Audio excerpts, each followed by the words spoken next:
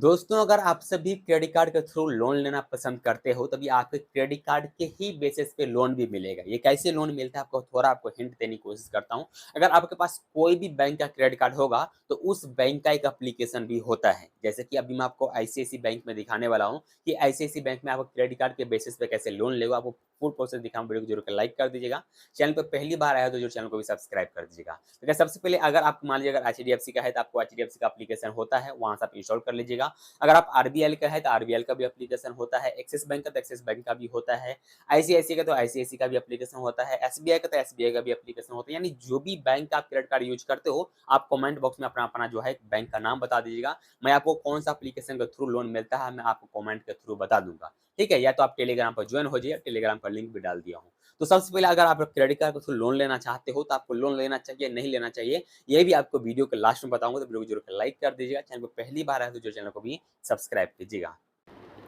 तो गाइस सबसे पहले हम अपना iMobile एप्लीकेशन इंस्टॉल कर लेता हूँ। तो आपको क्या करना है, गूगल प्ले स्टोर से इंस्टॉल कर लेना। तो मैं ऑलरेडी इंस्टॉल कर रखा हूँ। तो मेरे पास जो भी एम पिन है इस एप्लीकेशन का, तो मैं एम पिन यहाँ पर डालूंगा। एम पिन डालने के बाद जो मेरा एप्लीकेशन है यहाँ से ओपन हो जाएगा। ठीक है, चलो हम अपना एम पिन यहाँ पर डाल दिए हैं।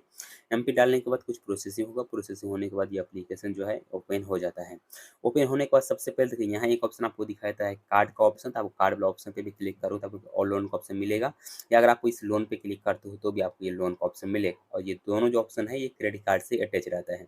जैसे कि यहाँ पे देख लीजिए हमको दो ऑफर मिल रहा है। पहला मिल रहा है हमको टू व्हीलर के लिए, और दूसरा हमको मिल रहा है जैसे कि ईएमआई पे कोई हमको प्रोडक्ट चाहिए तो उसके लिए भी हमको मिलता है। यहाँ से आप दोनों लोन को ले सकते हो।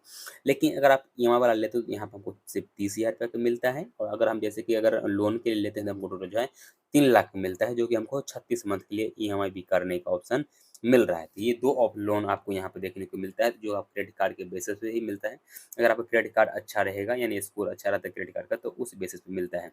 और दूसरा जो लोन मिलता है, जब आप कार्ड पे क्लिक करोगे तो यहाँ एक ऑप्शन आपको दिखाई देता है इंस्टेंट लोन का ऑप्शन। तो ये जो है एक अमाउंट आपको मिलता है। जैसे यहाँ पर आपको एक प्रोसेसिंग हो रहा है, तो चलो मैं इसको होने देता हूँ। तो यही एक आपको लोन होता है। ठीक है, ये देखिए instant loan with credit card limit, यानी आपको जो बताया ना पहले मैं आपको बताया था कि अगर आपको जैसे कि मान लीजिए ये यहाँ पर लिखा भी गया है क्रेडिट कार्ड लिमिट, यानी ये जो आपको लिमिट ट्रांसफर होगा, आपके क्रेडिट कार्ड का ही लिमिट रहेगा, वो आपके सेविंग अकाउंट में ट्रांसफर कर देगा। जैसे कि मान लीजिए आपके क्रेडिट कार्ड का लिमिट है 1 लाख रुपया, तो ये जो है 1 लाख रुपया आपको ऑफर दे रहा है। ये आप डायरेक्टली अपने सेविंग अकाउंट में ट्रांसफर कर लीजिए, आपको किसी तरह का दिक्कत नहीं होने वाला है।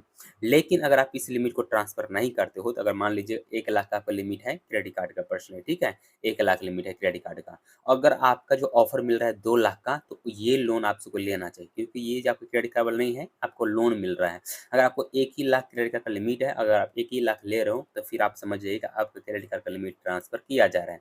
तब चलिए मैं आगे वाला 9 पे क्लिक करता हूँ, कुछ लोडिंग होगा, लोडिंग होने दीजिए। लोडिंग होने के बाद यहाँ आपको टोटल हमको लोन मिल रहा है यहाँ पर 69 का, जबकि हमारा जो क्रेडिट कार्ड का जो है लिमिट है ना, वो है 2.5 लाख, यानी 2.50 लाख हमको यहाँ पे लिमिट है। हमको मिल रहा है 69, यानी ये जो हमको लोन मिल रहा है जो कि 69 का मिल रहा है, तो इसको हम ले सकता हूँ। जिसका आप अगर इंटरेस्ट की बात करोगे तो यहाँ आप देखिए 15.49 जो इंटरेस्ट रेट दिखाया गया है। प्रोसेसिंग फी आपको 1% लिया जाएगा, जैसे 69 का जो है 690 रुपये आपको यहाँ पर जो है चार्ज पे करना पड़ेगा। ठीक है, अगर आप ई एम आई का अगर बात करेंगे तो ई एम आई भी आप जितना मंथली चाहोगे उतना मंथली ले सकते। जैसे कि यहाँ पर 24 मंथ तक के लिए दिया गया है, 3 मंथ से शुरू होता है, 3, 6, 9, 12, 18 और 24 तक के लिए दिया गया है। आप इसमें से किसी भी मंथ के लिए प्रोवाइड करवा सकते हो इस लोन अमाउंट को। कैलकुलेटर ईएमआई पे आप क्लिक करोगे तो कितना आपको, जैसे 69 अगर आप लेते हो तो कितना आपको जो टोटल पे करना पड़ेगा। जैसे कि टोटल जीएसटी हो रहा है 2,227 रुपया।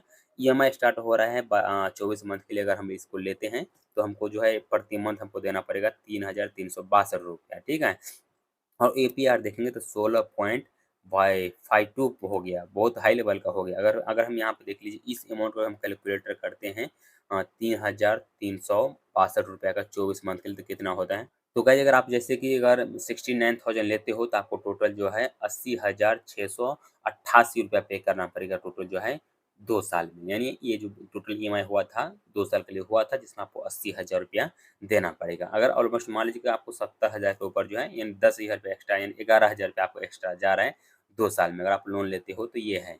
लेकिन अगर देखेंगे अदर कंपनी से तो ये क्रेडिट कार्ड आप सबके लिए बेस्ट ही है, क्योंकि यहाँ पर अगर एक चीज़ और भी होता है, प्रोसेसिंग फी टोटल आपको 690 रुपये आपको कट हो जाएगा, यानी टोटल 11,000 रुपया आपका जा रहा है, लेकिन आपको टोटल अकाउंट में जो आ रहा है 69,000 आ रहा है। तो बाद में अगर ये लोन लेना चाहते हो तो आप इजीली लोन आपको प्रोवाइड हो जाएगा। टर्म एंड कंडीशन से एक्सेप्ट करना है, इंस्टेंटली आपके सेविंग अकाउंट में ट्रांसफर हो जाता है। जो भी लोन लेना चाहते हो तो मैं यहाँ पे एक आपको सलाह देने वाला हूँ, क्रेडिट कार्ड से लोन मत लीजिए। लोन इसके लिए आपको नहीं लेना चाहिए क्योंकि अगर आपको इसमें 2 तरीके का लोन मिलता है। अगर मान लीजिए अगर आपका क्रेडिट कार्ड का जो है अमाउंट, अगर आपका क्रेडिट कार्ड का जो लिमिट है वो 40,000 है, अगर आपका लोन भी मिल रहा है 40,000 का, तो उस टाइम आपको लोन नहीं लेना चाहिए। अगर आप उस टाइम अगर लोन ले लेते हो तो फिर आप नेक्स्ट टाइम जब अपने क्रेडिट कार्ड के थ्रू कोई प्रोडक्ट परचेज करोगे तो उस टाइम आप परचेज नहीं कर पाओगे। क्यों? क्योंकि आपका जो भी लोन मिला है ना, वो आपका क्रेडिट लिमिट का ही लोन था, यानी आपको क्रेडिट कार्ड का जो जितना लिमिट था ना, वही लिमिट आपको ट्रांसफर करके आपके सेविंग अकाउंट में डाल दिया गया है। अभी आपको पूरा जब इसका बिल पेमेंट कर दोगे, फिर जितना जैसे कि 40,000 का लिमिट था, तो आपको 40,000 जब आप लिमिट पूरा हो जाएगा, फिर आप उससे अपना बैलेंस निकाल सकते हो। यहाँ पर 2 तरीके का लोन मिलता है। पहला, आपके क्रेडिट कार्ड का लिमिट अगर 40,000 है, अगर आपको लोन मिल रहा है 1 लाख, तो समझिएगा ये लोन है, ना ही क्रेडिट कार्ड का लिमिट है। अगर आपको क्रेडिट कार्ड का लिमिट 40,000 है, अगर लोन भी आपको 40,000 मिल रहा है, तो आप फिर वो लोन मत लीजिए। अगर आप क्रेडिट कार्ड लिमिट से एक्स्ट्रा अमाउंट आ रहा है, तो उस स्थिति में आप सबको लोन लेना चाहिए। अगर कम आ रहा है, तो आप सबको लोन नहीं लेना चाहिए।